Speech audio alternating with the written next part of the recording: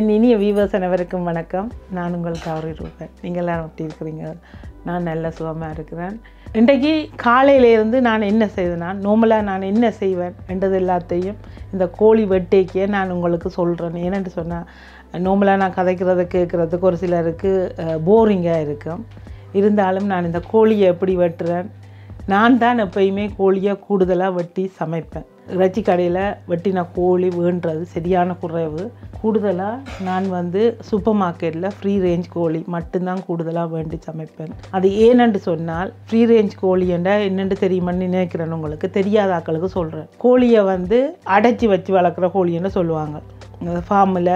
Form கோழின்னு சொல்கிற அடைச்சி வச்சு சாப்பாடு போட்டு வளர்க்குற கோழி. அதுதான் நார்மலாக கோழி கடைகளில், இந்த இறைச்சி வேண்ட கடைகளில் கூடுதலாக இருக்கும். இந்த கோழியும் இருக்கும், ஆனால் கூடுதலாக அந்த கோழி தான் இருக்கும். இது சூப்பர் மார்க்கெட்டில் டேட் போட்டு எந்த டேட்டுக்கு வரையும் இந்த கோழியை நீங்கள் பாவிக்கலாம். சரியான டெம்பரேச்சரில் இந்த கோழியெல்லாம் வச்சிருப்பினோம். அதனால தான் நான் இந்த கோழியை போய் சூப்பர் மார்க்கெட்டுகளில் வேண்டுறது. அடுத்தது, இந்த கோழி ஹோன் ஃபீட் ஃப்ரீ ரேஞ்சாக இருந்தாலும் சோளனை போட்டு வளர்க்குறது, சாப்பாடு கூட கொடுத்து வளர்க்குறது. இந்த கோழி நாங்கள் ஊரில் கோழி சமைச்சு சாப்பிட்ட மாதிரி இருக்கும். பாய்லர் கோழின்றது நார்மலாக ஃபார்ம் கோழி. அந்த கோழியின் எலும்பை கடித்த மாட்டால் ஈஸியாக கடிக்கலாம். ஆனால் இந்த கோழியின் எலும்பை அப்படி கடிக்க இயலாது. இதுதான் அந்த ஃப்ரீ ரேஞ்ச் கோழி ஹோன் ஃபீட் இருக்குது. நிறைய பேருக்கு தெரியாது. இதை என்னோடய ஃப்ரெண்ட் ஒரு ஆள் கேட்டிருந்தா, நான் சொல்ல வாக்கு விளங்கல. அவருக்கு மட்டுமில்லை, நிறைய பேருக்கு தெரியாத நீங்கள் தெரிஞ்சு கொள்ளுங்க. இந்த கோழியை வேண்டி சமைச்சு பாருங்க. மற்றது நிறைய பேருக்கு கோழி வெட்ட தெரியாதுன்னும் எனக்கு சொல்லியிருந்தாங்க. இது பெரிய விஷயமே இல்லை. யாரோட ஹெல்ப்பும் இல்லாமல் நீங்களே கோழியை வேண்டி வெட்டி சமைக்கலாம். இப்போ அதைத்தான் சொல்ல போகிறேன். அதே நேரம் நான் இன்றைக்கு என்ன செய்தேன்ன்ற எல்லாத்தையும் உங்களுக்கு சொல்ல போகிறேன். வாங்க கோழியை வெட்டலாம். முதல்ல இப்போ நான் கோழி வெட்ட போகிறேன். கோழி வெட்டுறதுக்கு எப்பயுமே கத்தி கூராயும் ஸ்ட்ராங்காயும் இருக்கணும். அப்போ தான் கோழியை நீங்கள் ஈஸியாக கட் பண்ணலாம். ஓகே, இது இலங்கைக்கு போயிருந்த போது அங்கே வேண்டிக்கணும். சாவச்சேரியில் சந்தைக்குள்ளே இந்த கத்தி விற்கணும். இந்த கத்தியை நான் வேண்டிக்கணும் தான். இதுதான் எனக்கு கோழி வெட்டுறதுக்கு பிடிக்கும். ஈஸியாகவும் கட் பண்ணலாம். அடுத்ததாக, இன்றைக்கு நான் என்ன செய்தேன்ன்றதை உங்களுக்கு சொல்ல போகிறேன். வீடியோ எடுக்கிறதுக்கு நான் நார்மலாக என்ன செய்வேன்னு சொல்கிறேன். இன்றைக்கு நான் 2 வீடியோ எடுத்தினான். பாலக் பன்னீர் கறியும் நானும் எடுத்தினான். அந்த 2 வீடியோவும் எடுத்து முடிஞ்ச பிறகு தான் நான் இப்போ இந்த கோழியை வெட்டி சமைக்கிறேன்.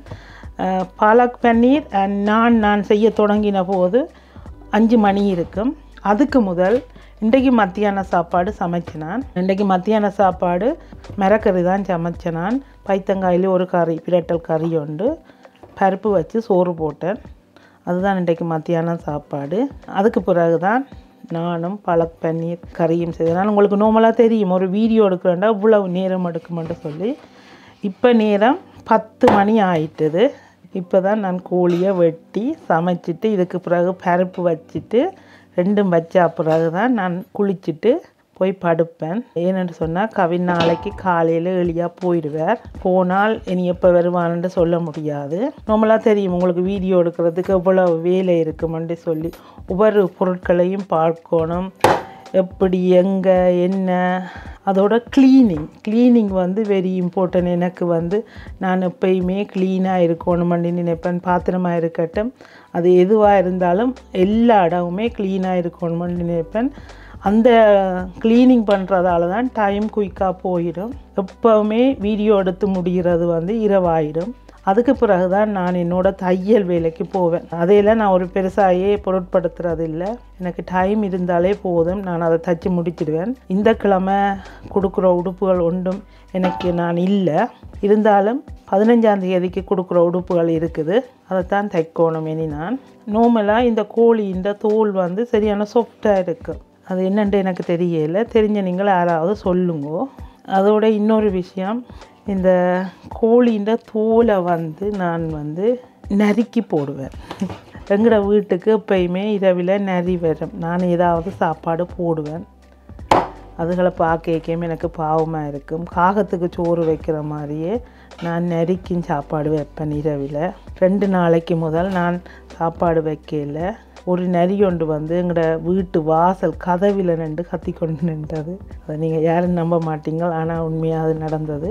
அந்த நரிக்கு வேறு காலில் அடிபட்டு இருந்தது. நான் அந்த நரி வந்து கத்தும்போது இரவு 2 மணி இருக்கு. நான் அதுக்கு பிறகு எழும்பி நான் படுக்கவே இல்லை. நான் பிறகு கீழே வந்து முத்தாயின்ற சாப்பாடு எடுத்து கொண்டு போய் நறுக்கி வச்சுட்டு தான் திரும்பி போய் குளிச்சுட்டு படுத்தேன்.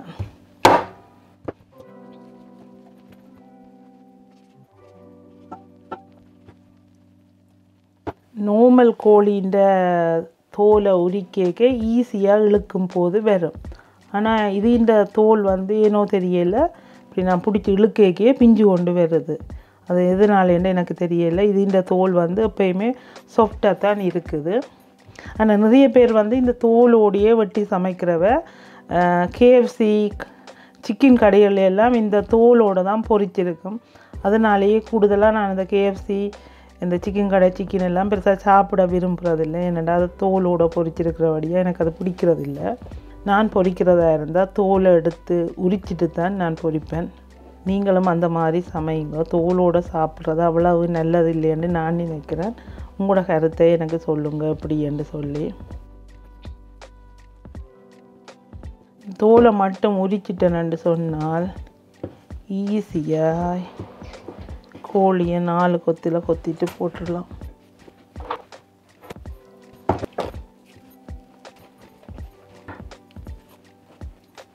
ஓகே, தோல் எல்லாம் உரித்து முடிஞ்சுது.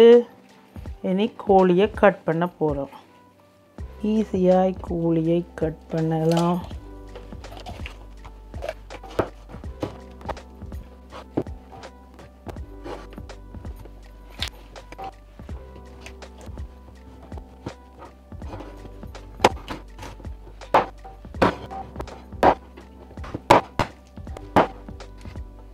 ஒரு கோழி வெட்டி முடிஞ்சது.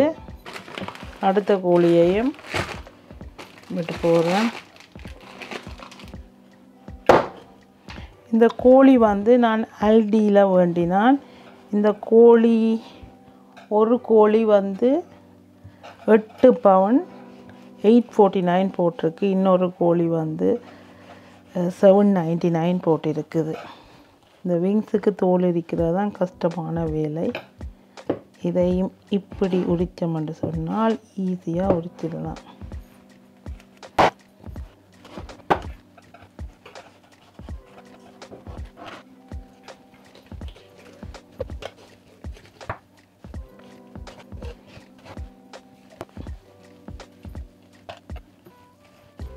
ஓகே, கோழி வெட்டி முடிஞ்சுது. இது எப்படி இந்த போட்டை க்ளீன் பண்ணுறேன்னு சொன்னால், இறைச்சி வெட்டின போட்டை சமைக்கிற உப்பு எடுத்து போட்டு கத்திக்கும் போடலாம். கத்தியை கழுவும் போது கவனமாக கழுவணும். ஓகே, இதுக்கு நல்லா உப்பு போட்டு தேய்க்கணும். இதுக்கு பிறகு கழுவும் போது தேசி புளி கத்திக்கு சிங்கிக்க வச்சுட்டு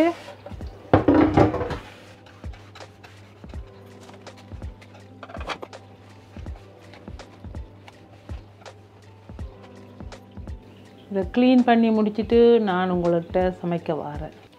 கோழிக்கறி வைக்கிறதுக்கு வதக்கிறதுக்கு நல்லெண்ணெய் எடுத்துருக்கிறேன். நல்லெண்ணெய் வந்து கொஞ்சம் ஒரு கறியை விட இப்போ நாங்கள் 2 கோழின்ற அளவு சமைக்க போகிறோம். அதனால் கொஞ்சம் நிறையவே நல்லெண்ணெய் சேர்த்துருக்கிறேன். நல்லெண்ணெய் சூடாகட்டும். 2 தேக்கரண்டி கடுகு, அதோட ஒரு 4 ஏலக்காய், ஒரு 5 கிராம்பு, ஒரு சின்ன கருவாப்பட்டையை உடைச்சிட்டு போட்டிருக்கிறேன். அதோட சேர்த்து ஒரு 5 சித்தல் மிளகாய் எடுத்து வெட்டிட்டு இதையும் போடுறேன். சித்தல் மிளகாயை வெட்டிட்டு போடுறேன். அது நல்ல வாசம் பெறும். அதோட ஒரு 4 பே லீஃப் அதையும் இதுக்குள்ள போடுறேன். ஒரு 10 பச்சை மிளகாய் கட் பண்ணிவிட்டு அதையும் சேர்க்கிறேன். கொஞ்சம் கருவேப்பிலை. முதல்ல இந்த பொருட்கள் எல்லாம் போடைக்கு நல்ல வாசம் பெறும். பச்சை மிளகாய் கருவேப்பிலை முதலே போட்டுருவணும்.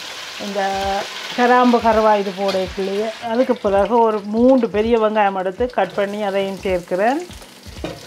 எல்லாத்தையும் சேர்த்து நல்லா வதக்க விடுவோம். நல்லா வதங்கிட்டு வெங்காயம் போட்ட பிறகு இது முதலும் போடலாம் பிறகும் போடலாம். பெருஞ்சீரகம் 2 தேக்கரண்டி, சின்ன சீரகம் 2 தேக்கரண்டி, வெந்தயம் 2 தேக்கரண்டி, ஒரு கறிக்கு 1 தேக்கரண்டி. அப்போ 2 கோழி போட்டபடியும் 2 தேக்கரண்டி போட்டுக்கிறேன். எல்லாம் சேர்த்து நல்லா மிக்ஸ் பண்ணி வதங்க விடுவோம். இந்த தாளிக்கிற பொருட்கள் எல்லாம் போட்டு ஒரு 2 நிமிஷம் வதக்கின பிறகு இதுக்குள்ளே உப்பு சேர்க்கிறேன். உப்பு சேர்த்தால் வெங்காயம் குயிக்காக வதங்கிடும்.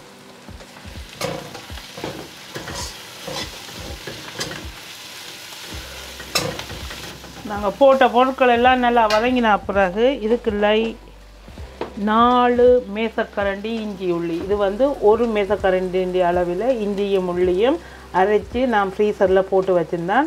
அதை வந்து இப்போ இந்த கோழிக்கறிக்கு எடுத்து போடுறேன். இதையும் சேர்த்து இதோட நல்லா வதக்குவோம்.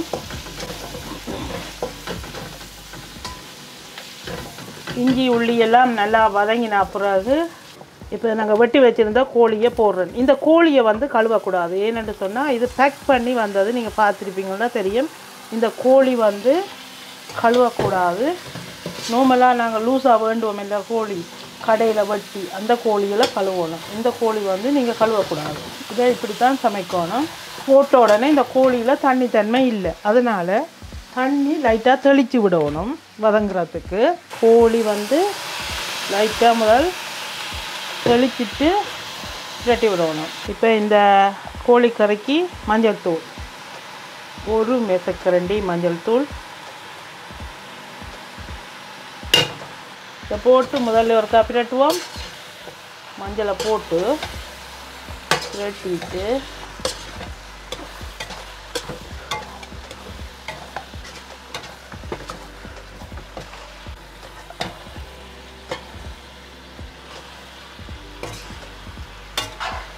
இது ஒரு 3 நிமிஷம் மூடி விடுவோம். இந்த தாளித்த பொருட்களில் இந்த கோழி வந்து கொஞ்சம் பதங்கட்டும். இதுக்கு மூடியை போட்டு 3 நிமிஷத்துக்கு பிறகு கொஞ்சம் கூட குறைய நேரம் இருந்தாலும் பரவாயில்லை, ஆனால் கீழே அடி பிடிக்காமல் இருக்கணும், வதங்க விடணும். அதனால தான் ஆக நேரம் கண்ண நேரம் விடாமல் திறந்துட்டு நல்லா பிரட்டிட்டு இப்போ நான் இதுக்குள்ள தூள் போடுறேன். 4 மேசைக்கரண்டி இடித்து வறுத்த மிளகாய்த்தூள். இவங்க வந்து கொஞ்சம் நல்லா உரப்பு சாப்பிடக்கூடியவங்க. ஓகே, இந்த தூளை போட்டு நல்லா பிரட்டிட்டு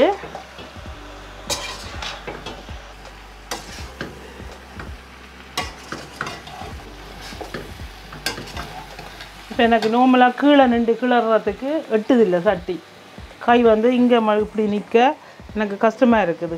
இங்கே கொடுத்து கிண்ட முடியலை.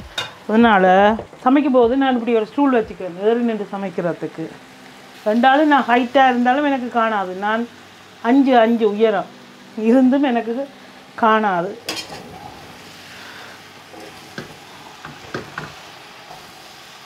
இதை நல்லா பிரட்டிட்டு அதுக்கு பிறகு கரம் மசாலா 1.5 மேசக்கரண்டி கரம் மசாலா. இந்த கரம் மசாலா நானே செய்தது. இந்த கரம் மசாலா வீடியோ ஆல்ரெடி நான் போட்டிருக்கிறேன். உங்களில் யாருக்காவது இந்த கரம் மசாலா தேவைன்னு சொன்னால் நீங்கள் போயிட்டு பார்த்து செய்யுங்க. சூப்பரான ஒரு கரம் மசாலா. அடுத்தது கறி பவுடரும் வந்து நானே செய்திருக்கிறேன். எங்களோட நாட்டு கறித்தூள், இடித்து வறுத்த கறித்தூள். இது வந்து நீங்கள் தனி மிளகாய் தூள் சேர்க்க வேண்டிய அவசியமே இல்லை. மீன் பொரிக்கிறதா இருக்கட்டும், இப்போ இறால் பொரிக்கிறதா இருக்கட்டும், கனவா கறி, நண்டு கறி, இறால் கறி எதுக்கு வேணுமென்றாலும் யூஸ் பண்ணலாம். ஏன்னு சொன்னால் அவ்வளோ ஃப்ளேவர் வேணும். நான் தனி மிளகாய் தூள் சேர்த்து தனியாக மல்லித்தூள் சீரகத்தூள் சேர்த்து கூட நான் சமைச்சிருக்கிறேன். அந்த கறி வந்து எங்களோட வீட்டில் பெருசாக யாருக்கும் பிடிக்கலை. அதில் மெயினாக சொல்லணும் கவினுக்கு அது பிடிக்க இல்லையா. இது வதங்க விட்டுருக்கேன். இது வதங்கும் போது இதுக்கு லைட்டாக தண்ணி தெளித்து விடணும். கோழியனும் நல்லா அவியணும். இது நல்லா பிரட்டிட்டு தூள் கரம் மசாலா எல்லாம் போட்டு நல்லா பிரட்டிட்டு இது ஒரு 5 நிமிஷம். இப்போ கொஞ்சம் நான் தண்ணி விட்டதால் கொஞ்சம் தண்ணி இருக்குது வதங்குறதுக்கு. இப்படியே வதங்கட்டும். 5 நிமிஷம் மூடி விடுவோம். ஓகே,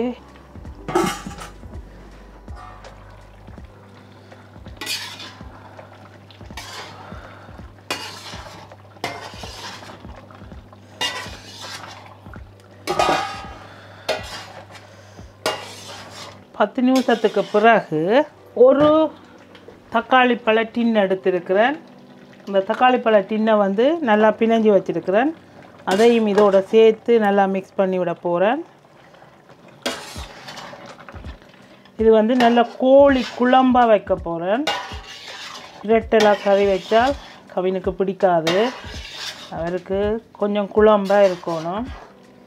அப்போ தான் அவங்களுக்கு சோறு பான் இப்படி சாப்பிட நல்லா இருக்கும், சப்பாத்தி. இப்போ நான் தண்ணி சேர்க்க போகிறதில்ல. இப்போ இந்த தக்காளி போட்டதும் அதில் இருக்கிற தண்ணியிலையும் இன்னும் ஒரு 10 நிமிஷம் வதங்கட்டும். நெருப்பை நல்லா கூட்டி விட்டு வதங்கணும். அப்போ தான் இறைச்சி நல்லா அவியும். இந்த கோழி வந்து கரைஞ்சி போகாது எப்படி சமைச்சாலும். இந்த தக்காளி வதங்கி ஒரு 5 நிமிஷத்துக்கு பிறகு இந்த கறியை திறந்துட்டு இந்த கோழி கறிக்கு உப்பு எப்படி இருக்குன்னு பார்க்க போகிறோம். இப்போ கோழி நல்லா அவிஞ்சிட்டது. உப்பு காணாட்டிக்கு போடணும். இதோட சேர்த்து உருளைக்கிழங்கு போட போகிறேன். ஓகே, நல்லா மிக்ஸ் பண்ணிவிட்டு உப்பு தூள் எல்லாம் அப்படி இருக்குன்னு பார்த்துட்டு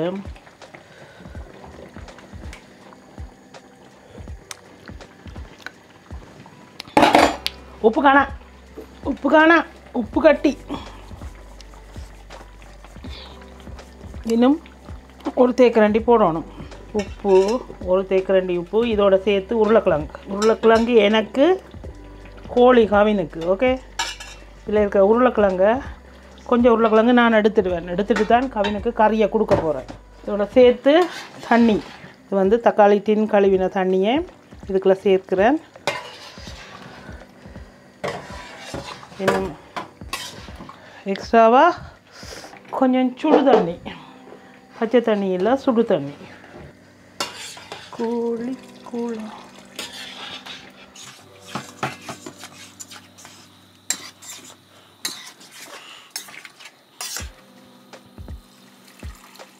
ரைட் உலங்கான மதம் இதானே? எஸ் நோ, இந்த வத்தைக்கில் இங்கே வந்துடும், கோழிக்கு கீழே போயிடும். இப்போ ஓகே, இன்னும் ஒரு 5 நிமிஷம் குக் ஆகணும். இந்த உருளைக்கிழங்கு குக் ஆகிட்டு இருந்தால் கறியை இறக்கலாமா. தூள் எல்லாம் கரெக்டாக இருக்குது.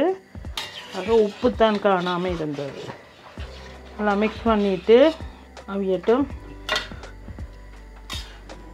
இப்போ கோழி குழம்பை திறக்கலாம்.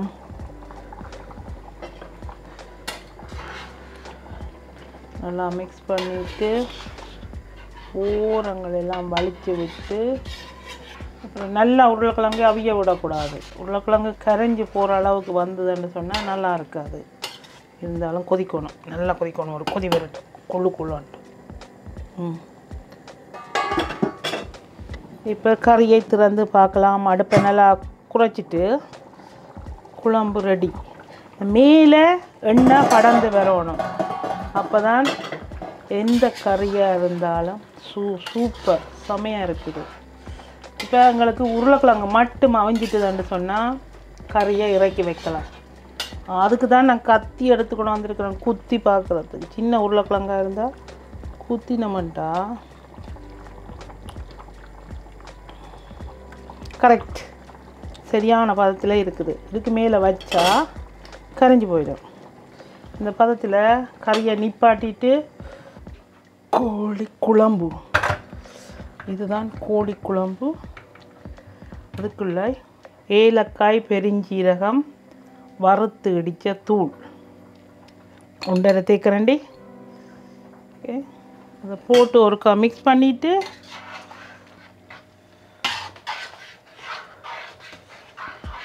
அதுக்கு பிறகு இது வந்து கொத்தமல்லி இலை. உங்களுக்கு விருப்பம்னு சொன்னால் போடலாம், இல்லைன்னு சொன்னால் கருவேப்பிலை போடலாம். நான் ஆல்ரெடி கருவேப்பிலை போட்டுட்டேன், அதனால் கொத்தமல்லி இலையை சேர்க்குறேன். இது ஒருக்கா மிக்ஸ் பண்ணிவிட்டு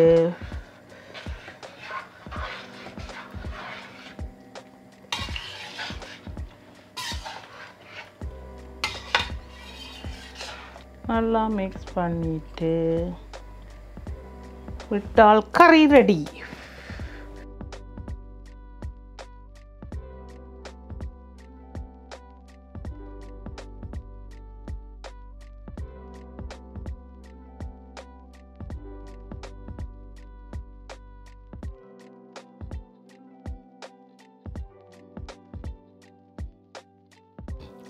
கோழி குழம்பு சூப்பராக இருக்குது.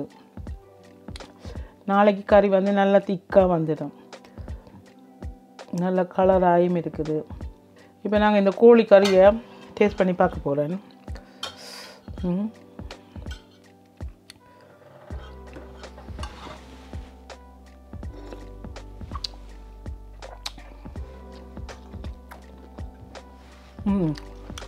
அமேசிங் கோழிக்கறி, free range home fed chicken. நீங்கள் தெரியாத நீங்கள் வேண்டி சமைச்சு பாருங்கள், சூப்பராக இருக்கும். நான் செய்த மாதிரி சமைச்சு பாருங்கள். இப்படி நீங்கள் வந்து உங்களோட வீட்டில் நடக்கிற விசேஷங்கள் எல்லாத்துக்கும் இந்த மாதிரி நீங்கள் சமைக்கலாம். நார்மலாகி நீங்கள் சமைக்கலாம். இப்போ நான் சொல்கிறேன், நீங்கள் நம்மளாக வெளியில் ஆர்டர் எடுத்து சாப்பிடாம நீங்களே இப்படி கறியை செய்து உங்களோட சொந்தக்காரர் எல்லாருக்கும் கொடுங்க, நீங்களும் சாப்பிடுங்க. இத்துடன் இந்த வீடியோ முடித்துக்கொண்டு மீண்டும் நல்ல ஒரு வீடியோட நான் உங்களை சந்திக்கிறேன். நன்றி, வணக்கம்.